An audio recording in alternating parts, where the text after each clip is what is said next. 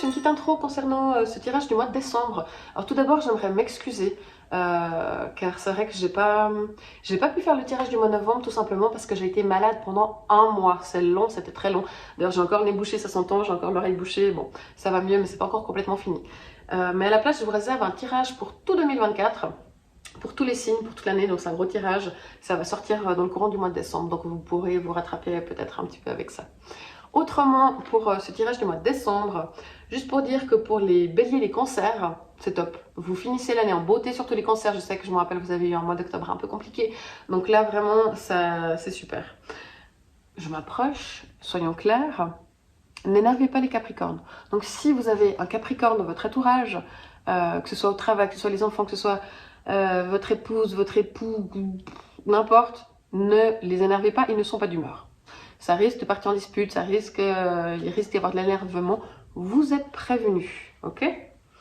Autrement, soyez gentils avec les Verseaux, ils ont besoin de douceur, ils sont un petit peu fragiles, donc tout doux avec les Verseaux, s'il vous plaît. Les Sagittaires, un bon anniversaire. Les Vierges, arrêtez de trop cogiter. Voilà, on travaille là-dessus. Et pour finir, les Scorpions et les Lions, ouvrez votre cœur, s'il vous plaît, c'est important. Un petit dernier mot concernant l'autosabotage. Il y a eu 4 signes avec cette carte, donc c'est le 8 d'épée qui est sorti. Ça fait beaucoup. Et c'est vrai que je pense que c'est important de dire un petit mot supplémentaire concernant toutes les personnes qui s'autosabotent pour essayer de travailler là-dessus. S'il vous plaît, je ne veux plus voir aucune carte d'autosabotage dans tous les prochains tirages, parce que là, il y a eu assez. Donc, c'est quoi l'autosabotage? C'est se mettre en échec tout seul soi-même comme un grand. C'est souvent inconscient, on ne fait pas exprès. C'est des peurs, c'est des croyances limitantes, c'est de la culpabilité. On se dit qu'on ne mérite pas les choses, qu'on n'est pas assez bien, on a peur de l'échec, on peut avoir le syndrome de l'imposteur. Donc souvent, c'est quand il y a des décisions importantes qui se mettent en place, quand il y a des changements, quand on a des responsabilités tout d'un coup, quand c'est le moment de s'engager, tout d'un coup, pouf. Alors, on a tous ces craintes, tout le monde. C'est juste que certaines personnes qui arrivent à passer par-dessus et d'autres pas. C'est vraiment de se dire que je ne mérite pas de réussir, je ne mérite pas d'être aimé. Et c'est dommage parce qu'on mérite tous d'être aimés, on mérite tous de réussir. Il n'y a pas de raison, non, stop. C'est comment on applique ça, c'est de dire « Oh, bah, je termine jamais quelque chose, je vais jamais jusqu'au bout des choses ». Pour d'autres, ça va être de procrastiner. Ça, c'est plutôt mon genre, par exemple. Il y en a qui sont perfectionnistes et du coup, justement, ils ne vont pas jusqu'au bout des choses. Il y en a, ils arrivent toujours à se trouver une bonne excuse. Voilà, c'est ce genre de choses.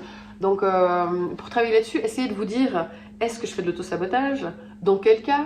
Pourquoi? Quel est mon mode de fonctionnement dans l'autosabotage? Comment est-ce que je préfère pour faire autrement? Alors, vraiment essayer de faire une introspection là-dessus, sur ce sujet-là, pour essayer de stopper un petit peu ça. Voilà, je vous souhaite un excellent mois de décembre. N'oubliez pas aussi de retrouver sur Instagram les tirages de la semaine. Et n'hésitez pas à partager, à commenter, à liker, à vous abonner si vous aimez cette vidéo. Et voilà, je vous remercie tout plein à tous pour tous vos commentaires et vos likes. Et puis je vous dis à tout bientôt. Ciao!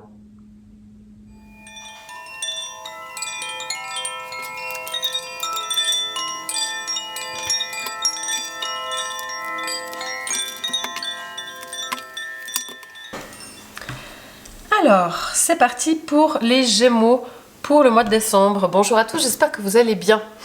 On va découvrir ce tirage ensemble. Je suis désolée pour la lumière, elle est un petit peu rouge comme ça, mais bon, on s'en remettra. Je pense qu'on voit, oui on voit. Donc, 7 de bâton, une arcane majeure, le chariot, l'as de coupe. Ok. Ici, on a le roi de bâton, l'eau et la nature. D'accord. Alors déjà, pour moi, pour commencer, je pense pas que ce soit un mois charnière, créneau pour vous. Dans le sens où il n'y a qu'une arcane majeure et elle est dans le conseil. Donc vous, il n'y a pas d'arcane majeure autrement qui sortent comme ça. Donc c'est pas un mois particulier, vous finissez cette année et puis on passe à l'année suivante pour commencer. Donc vous avez ici le 7 de bâton, ça c'est vous. Donc ça veut dire que vous êtes à fond, au taquet, vous êtes même un petit peu sur la défensive. C'est vrai que si on vous attaque, vous allez foncer droit dans le tas, sans trop vous poser de questions en fait. Vous répondez assez facilement et ça bouge comme ça. Donc Voilà, plutôt l'énergie, vous êtes dans l'action pour ce mois de décembre, il y a pas mal de choses à faire, mais vous foncez un petit peu tout droit, on va dire ça comme ça. Maintenant, votre arcane majeur ici, donc le chariot, ça c'est vraiment le conseil, ce dont vous avez besoin. Vous avez besoin de bouger. Que les choses changent, il y a des choses à changer, je pense. Vous avez besoin de davantage tenir les rênes de votre vie vous-même et pas de vous laisser porter par ce qui se passe à gauche et à droite.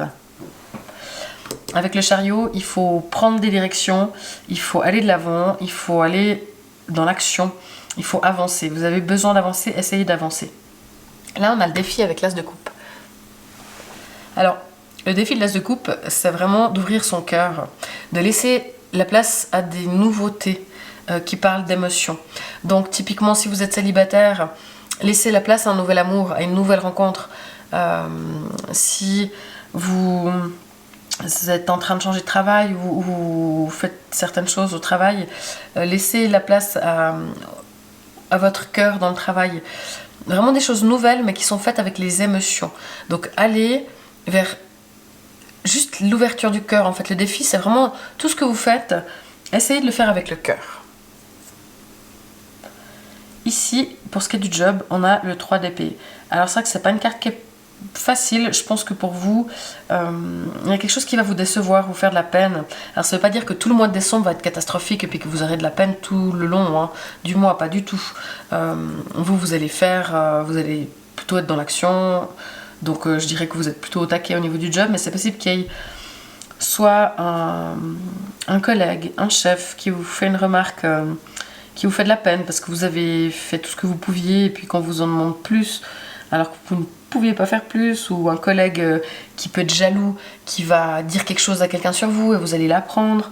Voilà, ça peut être ce genre de petites choses, ou une non-reconnaissance d'un travail. Enfin, ça peut être assez varié, mais quelque chose qui vous fait de la peine, qui vous blesse dans le cadre du travail. Donc voilà, vous êtes prévenus. Si ça arrive, ma foi, vous dira bah tiens c'était ça, ce collègue, ce chef ou c'est pas cool, ou on vous fait un coup dans le dos ou quelque chose comme ça. C'est comme je dis, c'est pas forcément un gros truc, ça peut être une petite chose mais voilà, qui est présente et qui va ternir un petit peu votre fin d'année dans le cadre du travail. Mais vous êtes quand même au taquet, vous allez de l'avant. Bon, mais voilà, c'est dit. Ici en amour, si vous êtes célibataire, vous avez tendance à être assez dur avec vos prétendants, vos prétendantes, assez exigeants, et puis à vous prendre la tête assez facilement avec les gens.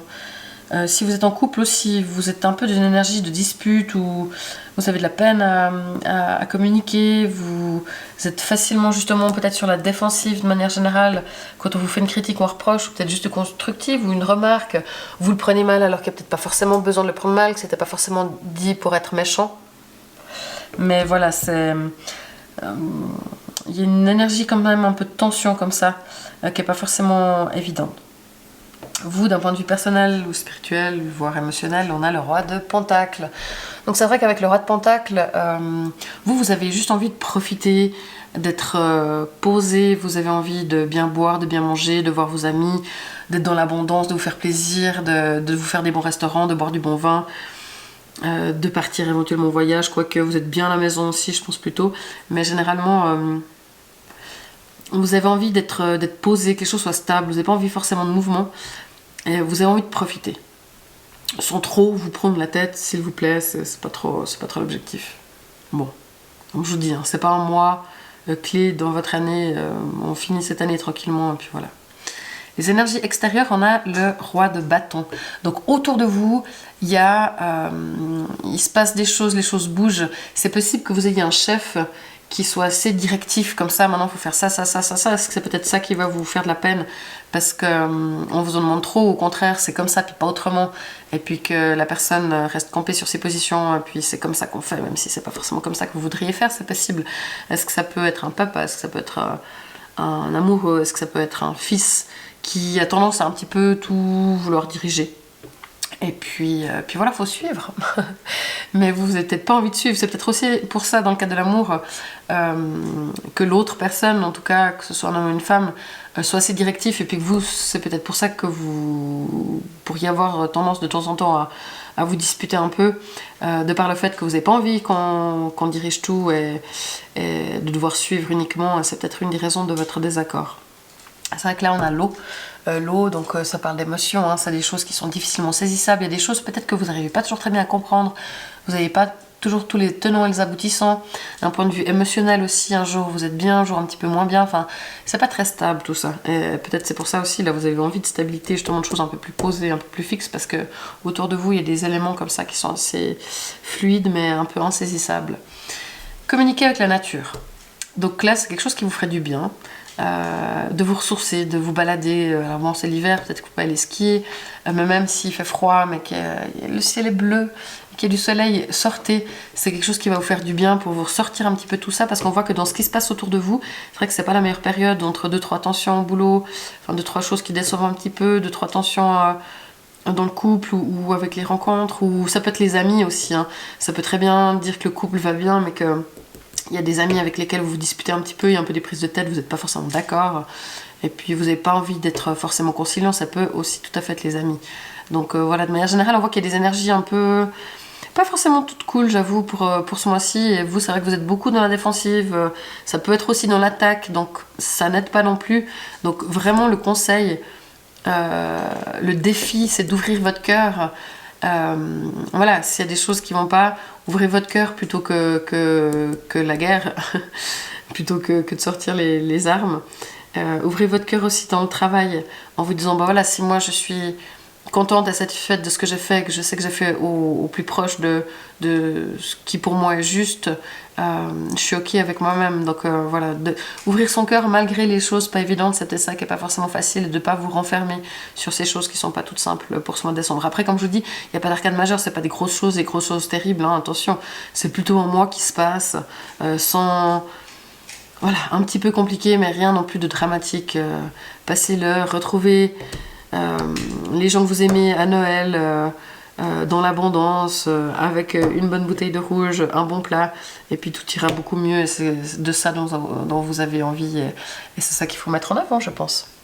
Voilà, on se retrouve bientôt début décembre pour un tirage complet sur l'année de 2024.